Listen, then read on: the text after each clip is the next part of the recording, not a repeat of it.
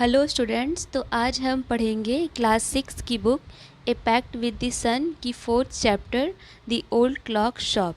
Christmas eve का वक्त है। जितने भी ख़रीदार हैं शॉपिंग करके अपने घर को लौट रहे हैं। इस स्टोरी में सॉल्ट लेक सिटी की बात हो रही है जो यूएसए में है और पूरी तरह से बर्फ़ की चादर ओढ़े हुए हैं। रे एक ओल्ड और डीप ऑनर है ओल्ड क्लॉक शॉप के और उसकी दुकान में अभी भी लाइट्स जल रही है। वह अभी भी अपने दुकान के काम में लगे हुए हैं। Having finished his work, Ray stood up and was on his way to the back room when a cold rush of air from the front door hit the back of his neck.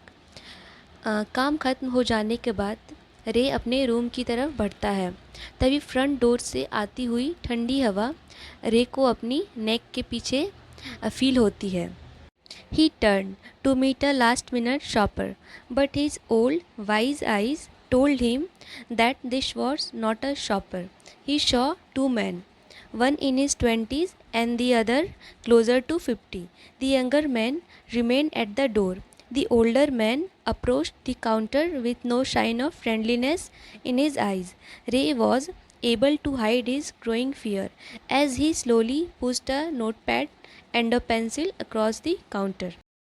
वह पीछे की ओर turn लेता है और दो shoppers को देखता है, लेकिन वह समझ जाता है कि ज़रूर दाल में कुछ काला है। वह दो आदमियों को देखता है जिनमें से एक 20s का और दूसरा अराउंड 50 का नज़र आ रहा है। यंगर मैन डोर के पास खड़ा है और ओल्डर मैन काउंटर के पास आते हैं, जिनकी आइज़ बता रही है कि वह किस इरादे से आए हैं। लेकिन रे बहुत ही समझदार था। वह अपने डर को काबू कर लेता है और उसके सामने बिल्कुल नॉर्मल बिहेव करता है। वह स्लोली नोटपैड और पेंसिल उसकी तरफ खिसकाता है। He smiled at the unfriendly face, then pointed to his ears and shook his head from side to side. A quick look of surprise changed the man's face as he studied the notepad, then turned and said something to his friend. रे मुस्कुराता है और अपने कान की ओर इशारा करके अपने head को हिलाते हुए बताने की कोशिश करता है कि मैं सुन नहीं सकता, और वह आदमी एकदम से सरप्राइज़ हो जाता है जब वह नोटपैड को पढ़ता है जिसमें रे बोलता है, जो भी चाहिए इसमें लिख दो। फिर वह आदमी मुड़ के अपने फ्रेंड से कुछ बात करने लगता है। Ray use the chance to look closely at the man, paying attention to the shape of a gun and a restless hand in the man's right coat pocket. Anger boiled within him, but it was kept down by an inner voice that said, "Be still." He wrote on the notepad, "May I help you?" For the first time, the older man looked directly at Ray and smiled, a cruel, mocking smile. They both understand why he was there, why his friend remained at the door. They looked like men who were down on their luck and were now ready to try something that they would later be sorry about.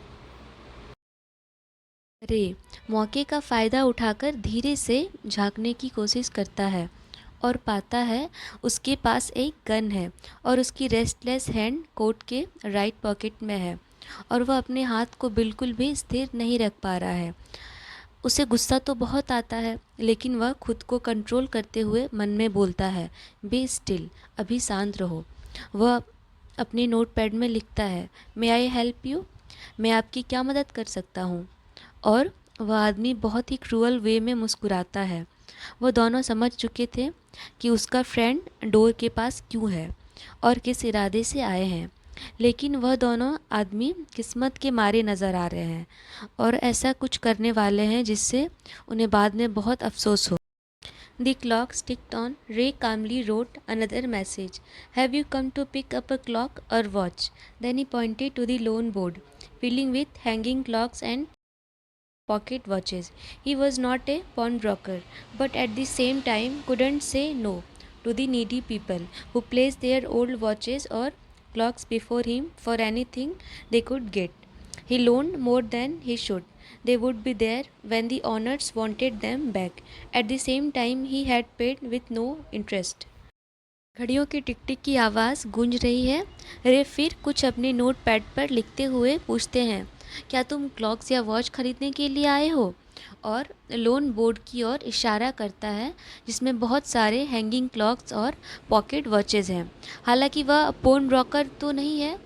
Pawn broker वह होता है जो किसी आदमी के कुछ सामान को अपने पास सिक्योरिटी के रूप में रखता है और उसके बदले उसे कुछ पैसे उधार में देता हो।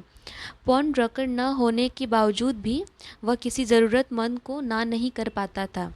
लोग अपनी ओल्ड वॉचेस और क्लॉक्स रे के पास रखकर जितनी वॉचेस की कीमत नहीं है उससे ज़्यादा ही लोन लेकर जाते हैं और वह लोग रे के पैसे वापस भी कर देते हैं जब रे को ज़रूरत होती है और रे उनसे कोई इंटरेस्ट भी नहीं लेता है। Then the older man seemed to feel a little easier, took out his hand from his pocket and quickly looked at the watch on his wrist. How much will you give me for this? अब older man को थोड़ा अच्छा feel होता है और वह packet से अपने हाथ को निकालते हुए अपनी कलाई की घड़ी को देखता है और नोटपैड पर रे को लिखता है, तुम इस घड़ी की कितनी कीमत मुझे दोगे? Ray noticed a little shame in the grey eyes looking at him. The watch was nothing special and yet had great powers. It was something to exchange, a way out of a bad situation. Knowing that great need had brought the man to his shop in the first place, Ray asked, how much do you need for it? The reply came back on the notepad, whatever it's worth. Ray reached into his cash box, pulled out a $50 note, and passed it into the man's hand. As they shook hands, Ray looked into the man's eye. They seemed to say thank you. रे को उस आदमी की आंखों में थोड़ी शर्म नज़र आ रही है। वॉच बहुत स्पेशल तो नहीं थी, लेकिन उसमें बहुत पावर थी। अभी तो घड़ी में इतनी पावर थी जो उसे उसकी बैड सिचुएशन के बदले में कुछ अच्छा दे सकती थी। सिचुएशन को देखकर लगता है कि ज़रूर उसकी बुरी तकदीर यहाँ खींचकर लाई हो, जो उसे कुछ गलत करने पर मजबूर कर रही थी। रे पूछता है, इस घड़ी के बदले में तुम्हें कितने पैसे चाहिए? रिप्लाई में वह आदमी बोलता है, जितना आपको सही लगे उतना दे दो। रे अपनी कैश बॉक्स से $50 निकाल कर उस आदमी को थमा देता है और दोनों हाथ मिलाते हैं। रे ने उस आदमी की आंखों में देखा जैसे वो उसे थैंक्स बोलना चाहता हो। They both knew the watch wasn't worth that much. Before turning to leave, the man wrote, I will be back to pick it up as soon as I can. Merry Christmas. The little story ended on the half hour with the clocks striking all together. The timepieces, which had been looking on silently all the while, rang out the time with such feeling that even Ray thought he could hear them. Their sweet musical message was filled with hope. The timeless message of peace on earth, goodwill towards all, was felt by the three men who stood in the old clock shop. वह दोनों जानते थे कि घड़ी की कीमत कितनी हो सकती है। रे उसे घड़ी की कीमत से कई ज़्यादा पैसे देता है। जाने से पहले वह आदमी लिखता है, मैं जितना जल्दी हो सके अपनी घड़ी लेने ज़रूर आऊँगा, मैरी क्रिसमस, और वह चले जाते हैं। यह स्टोरी आधे घंटे में कंप्लीट हो जाती है और सारी वॉचेस जो उन्हें साइलेंटली निहार रही थी एक साथ रिंग करने लगती है। यहाँ तक कि रे भी अब उन आवाज़ों को फील कर सकते हैं। इस स्टोरी का मैसेज यही है कि हमें हमेशा होप रखनी चाहिए और पीस मेंटेन करके चलना चाहिए ताकि सबका भला हो सके। अब वह तीनों खुशी से क्रिसमस ईव को सेलिब्रेट कर सकेंगे। Now the story has ended up and don't forget to like, share and subscribe to this channel. Thanks for watching.